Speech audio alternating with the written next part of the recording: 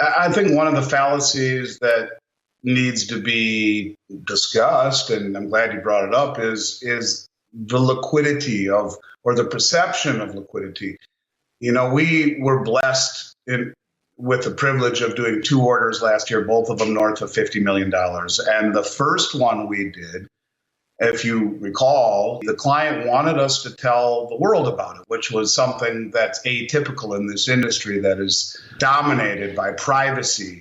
It took her over 4 days to get her money released from a bank and had to employ threatening and bringing in the regulators to have that money released. Now, that's not your typical situation, but certainly when you're rolling over an IRA, as an example, could take a week or 2 weeks or longer. And there's no rule about this, but I guess I could say, speaking in general terms, the custodians are very methodical, let's say, in releasing those funds. Can be a lot longer than people would like. And certainly when you talk about selling equities, I think it used to be T+3, and if I'm not mistaken, it's T+2 now, I think.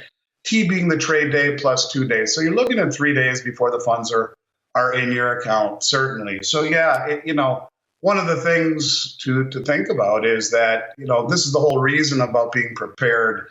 Some of the things that you mentioned, people are waking up to things like bail-ins, or waking up to the fragility of the market or the system. And while that's great, I would argue that they have woken up perhaps a good 15, 20 minutes before their peers, the masses. And when their alarm clock goes off, you're too late.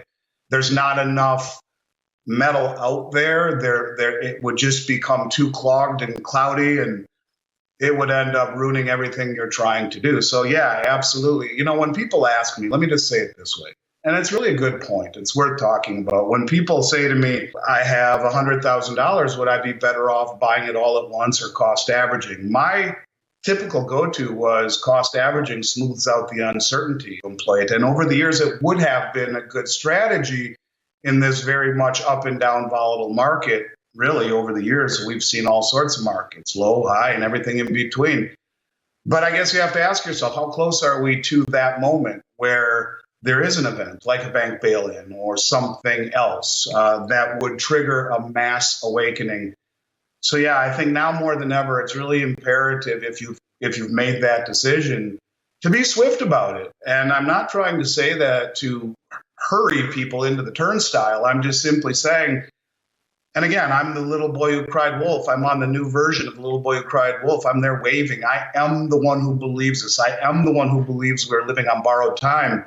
At least get your core position in order now, before you have the luxury of cost averaging and taking your time and doing things. Until then, I think you're really putting yourself potentially in a compromising position, because one of these days, the commercial banks and the COMEX will be long and will just run with the price, and they won't short the rising price and screw the managed money like they've done over and over and over and over again for many years. One of these days, the price will just go. And that will coincide with probably mass adoption by the public, realizing that there's nowhere left to hide.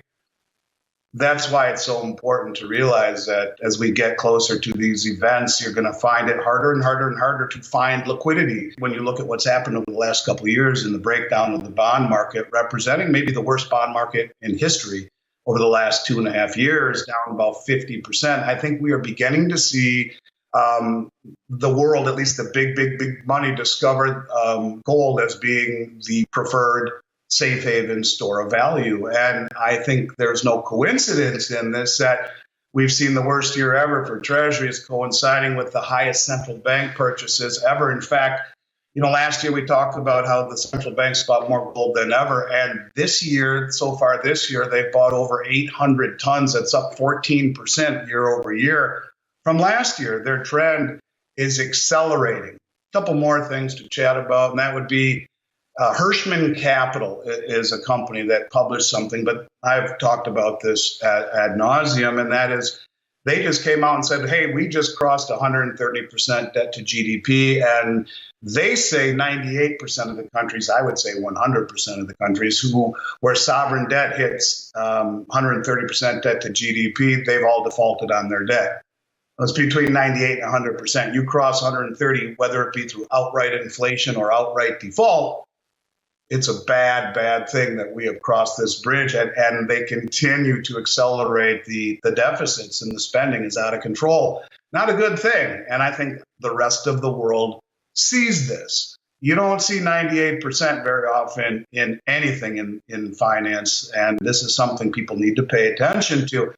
And then I'll just wrap it up by simply saying, look, when you put all this together, I see debt growing at a accelerating pace, and I see foreigners dumping our treasuries. They don't want them anymore. And I think treasuries will very soon no longer be the go-to store of value. I think it's moving to precious metals. And I think you're seeing this from the top on down, from the big central banks, and there will be a realization by the public that this is something that has already been in place now for a few years, using the suppression of the market to run cover for it. We've talked ad nauseum about the central bank purchases, which are accelerating. So don't get on the wrong side of that. Only one thing to mention that I've seen in terms of BRICS this week, and that is that there was a grand opening ceremony for the Yuan Clearing Bank in Pakistan. They're going all around the world and using mutual cooperation and inclusion to build infrastructure. And you're seeing it everywhere you turn, whether it's in the Middle East, whether it's in South America or in Africa. And this is a trend that is also accelerating, as is the settling in local currencies until they come to a mutual conclusion for a settlement currency in the BRICS nations. So not a lot of good news to report. And I think it just adds credence to why people should think about being a contrarian, de-dollarizing, and looking at gold and silver as wealth, not as an investment.